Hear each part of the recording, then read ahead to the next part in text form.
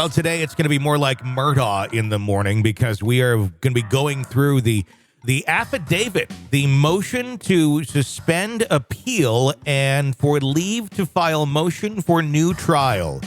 It's already sounding confusing, isn't it?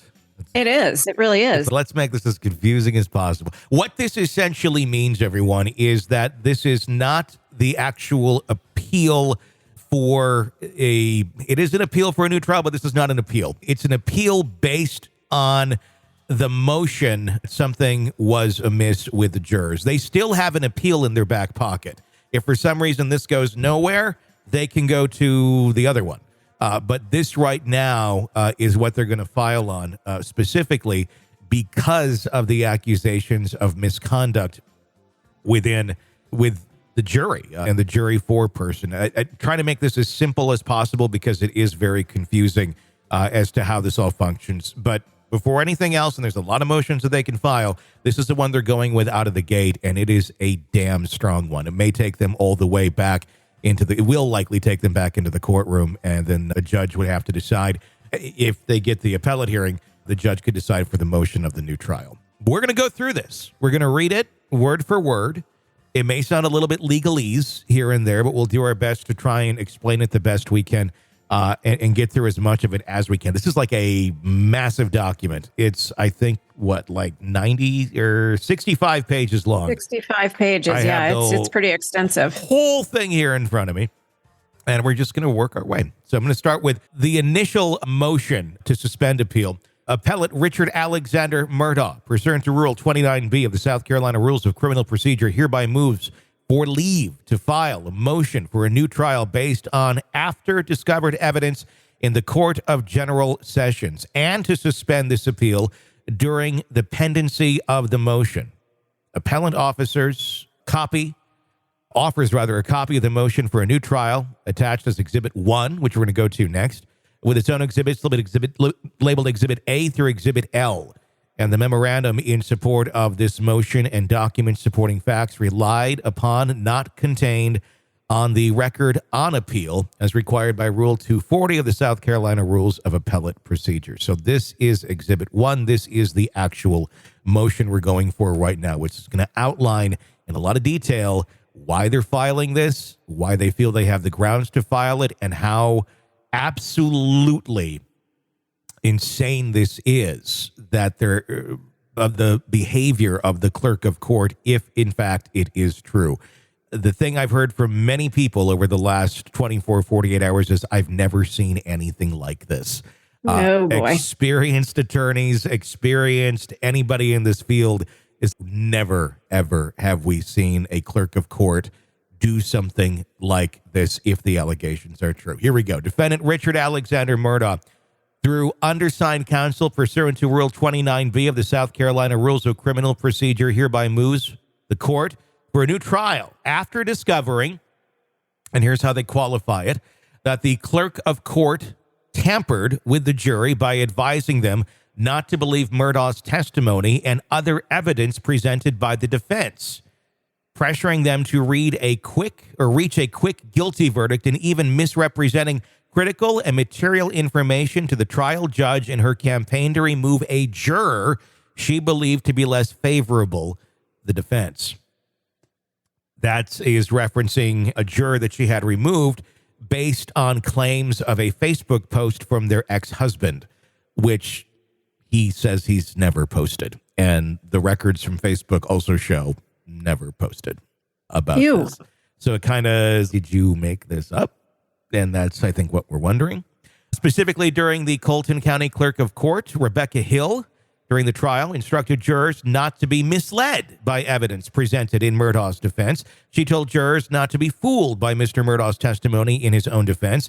Ms. Hill had frequent private conversations with the jury foreperson, a court-appointed substitution for the foreperson the jury elected for itself at the request of Ms. Hill. So Ms. Hill had a role in changing the jury foreperson in the middle of the trial. If you notice, the jury foreperson that was there at the beginning is not the same jury foreperson at the end that gives verdict.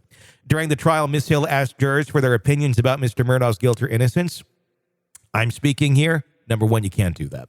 Continuing on, Miss Hill invented a story about a Facebook post to remove a juror she believed might not vote guilty. Miss Hill pressured the jurors to reach a quick verdict, telling them from the outset of their deliberations that it shouldn't take them long. Miss Hill did these things to secure for herself a book deal and media appearances that would not happen in the event of a mistrial. Miss Hill betrayed her oath of office and for money and fame. Once these facts are proven, the law does not allow the court any discretion how to respond. It must grant a new trial. And it really, if these things are true, it checks those boxes and then some. You have two factors that you need to reach to get the judge to look at granting a new trial. One of those things, it's information that was not available during the actual time of the trial. This was not fully knowledgeable. People were not in the know that these sort of things were happening, certainly to this extent. And then the other thing that they have to take a look at is, would those events that they were unaware of in any way affect, or could they in any way affect the verdict itself? And if you have the the clerk of court going in and saying these things to the jurors and also really pushing them along, get this verdict done, because tonight, if you don't have it, you're going to a hotel room and nobody has bags. So you're going to have to go do that. You can't go back home tonight. They told them that this is what she said to them at the last minute. And no smoking breaks. Apparently 6 of the jurors were smokers. They were not allowed to go on any smoking breaks during the deliberation because this this clerk of court, rather, wanted them to reach that verdict and push them to do it very fast. Now, could they have They need to get to the bottom of what was your reasoning for saying all of these things to the jury. This is really inappropriate. It's You're gross. not supposed to interfere in any way. It is gross misconduct. I mean, this is just the basic 101 of the job. You can't do these sort of things. I mean, I'm supposed to do jury duty the 18th of September that week, and I've already been given like a worksheet. Here's what you need to do as a potential juror. So, I mean, they set you up like letting you know that this is a legal proceeding. There are rules and regulations that you must follow. And this is somebody who works for the court. That's insane. If these allegations all turn out to be true, Miss Hill needs to be behind bars for a very long time. Because I also wonder how many other cases, they're going to have to go back and look at every single case this person was involved in. And God knows, I don't know how long she's been the clerk of court. We should look into that. In fact, if you could, try and find that out while I read some of this, because I'm curious just how long has this person had their hands in the world of South Carolina law. As Reba said, don't trust your soul to a backwoods Southern lawyer. I guess you can't even trust your soul to the courts themselves either, with the amount of corruption that this indicates. When we go to the and somebody else had to have known, like, if she's been screwing with other cases. You don't do that in a vacuum. People are around you. They hear you say things and their ears perk up. Did I just hear what I thought I heard? Somebody has to know that she's been up to some bullshit. My feel is that this is just systemic of the entire setting there, quite honestly. There's so much corruption, it seems, that goes on, specifically in this county. What we knew about what Murdaugh was up to and what a lot of his co-conspirators were up to. And it very much is a good old boys club. And if you're in the know and you got some power, people tend to abuse their power there pretty readily. So I do wonder how much of a culture this existed. And it was just, well, no one's going to stop us. This is a high profile case. So, I mean, there was a little bit more incentive to dig deeper here. But I'm going to just take a wild guess here that this is part of a very big culture of corruption in that general area. Is everyone corrupt there? No. But what I was wondering about yesterday was this, like, maybe she had a not relationship. I don't mean like an affair, but maybe she had a relationship with Murdaugh because he'd been in the system for so long. And then she was going to screw with it. Yeah. The only other, if you're going to go down the conspiracy theory road, the other thing I thought of today was, but here's what makes it make no sense is if they're going to have somebody go and do this, someone's going to take a fall. And if this shit is real, she's going to jail for a long time. Yeah. So I can't see anybody sacrificing themselves to get Alec Murdaugh a new trial, more or less the clerk of courts. where the conspiracy would be that she's going to make all these claims and is going to stir all this shit up. I mean, there's a lot of things that would need to fall into place, and a lot of people need to be paid off to make that theory work, and I don't think it makes any sense at all. I don't know that there's much of a conspiracy to this. I think this is a person acting with running bad acts is really what we're talking about here. I don't really see another direction on it, but who knows? I absolutely agree with you. I did find the information you were hoping for. Yeah. She has been okay, let me go back just a second. She is a relatively new clerk. While she had worked as a court reporter for over a decade, she had only been elected to the position back in November 2020. She had been a middle school teacher, worked in the state and local disability agency, and held administrative roles in law offices before working as a court reporter for 14 years. So she has been exposed to the court for plenty of time. Yeah. In this capacity, though, since 2020. Correct. And a lot of that was online hearings and online testimony, things of that nature with COVID. Well, it's good that she hasn't been doing this since 98.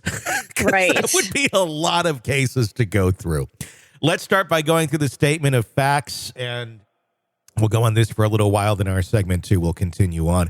It says, Mr. Murdaugh was indicted for the murder of his wife, Maggie, and his son, Paul, on July 14th of 2022. His murder trial began January 23rd of 2023. The presiding judge was the Honorable Clifton Newman. The trial ran for 6 weeks, ending with convictions on the evening of March 2nd, 2023, and sentencing on March 3rd of 2023. The state rested its case in chief, and the defense began its case on Friday, February 17th, 2023. Court was not held on February 20th, which was President's Day. After returning from the holiday, Miss Hill began to enter the jury rooms often. After juror number 630, August 14th, 2023, attached as Exhibit A, as the defense began its case, Miss Hill told jurors, y'all are going to hear things that will throw you off. Don't let this distract you or mislead you.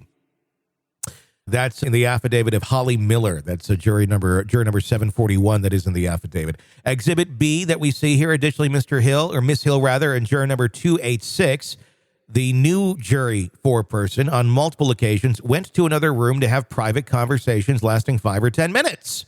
Sometimes they would go to the jury room single occupancy bathroom together.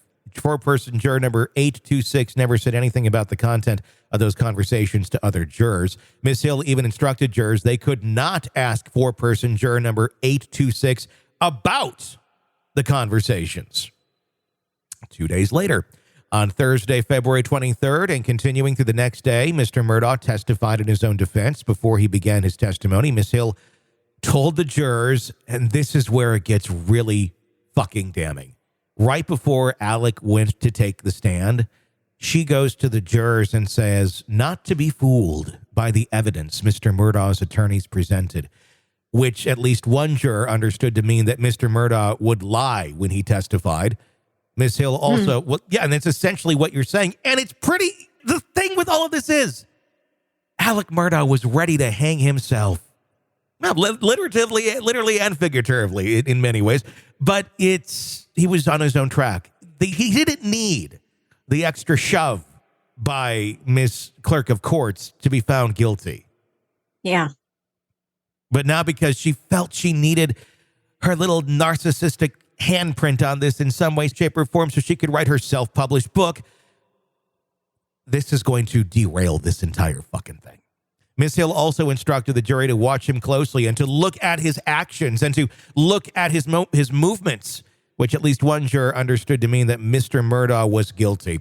Immediately after Mr. Murdaugh testified, foreperson juror number 826 told the jury that Mr. Murdaugh was crying on cue. She also criticized the former foreperson, juror number 589, for handing Mr. Murdaugh a box of tissues when he was crying on the stand because that is what the defense wants us to do. The next day after Mr. Murdaugh's testimony, Monday, February 27th, Ms. Hill told Judge Newman about a Facebook post she purportedly saw on the evening of Friday, February 24th, the day Mr. Murdaugh's testimony concluded.